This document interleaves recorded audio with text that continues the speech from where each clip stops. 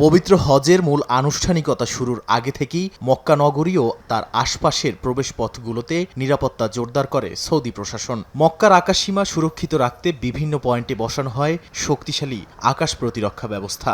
Reuters ও Saudi প্রতিরক্ষা মন্ত্রণালয়ের প্রকাশিত ভিডিওতে দেখা যায়, জেদ্দা থেকে মক্কায় প্রবেশের চেকপয়েন্টগুলোতে কঠোর তল্লাশির মধ্য দিয়ে গাড়ি প্রবেশ করতে দেয়া হচ্ছে। হজ করতে যাওয়া মুসল্লিদের নিরাপত্তা নিশ্চিত করতে ডিজিটাল প্রযুক্তির উপর জোর দিচ্ছে সৌদি আরব। মক্কায় প্রবেশের সময় দায়িত্বরত পুলিশ কর্মকর্তারা হাজিদের মোবাইল ফোনে থাকা ডিজিটাল পারমিট বা প্রবেশপত্র স্ক্যান করে নিচ্ছেন। হজের লাখ লাখ মানুষের ঐতিহাসিক এই জমায়েত সুশৃঙ্খল রাখতে ভবিষ্যৎ পরিকল্পনার অংশ হিসেবে কাজ করবে কৃত্রিম বুদ্ধিমত্তা। এআই ও ডেটা পুলে সংরক্ষিত তথ্যের সাহায্যে কোন পথে কেমন ভিড় হতে পারে তা আগেভাগেই অনুমান করা সম্ভব হবে।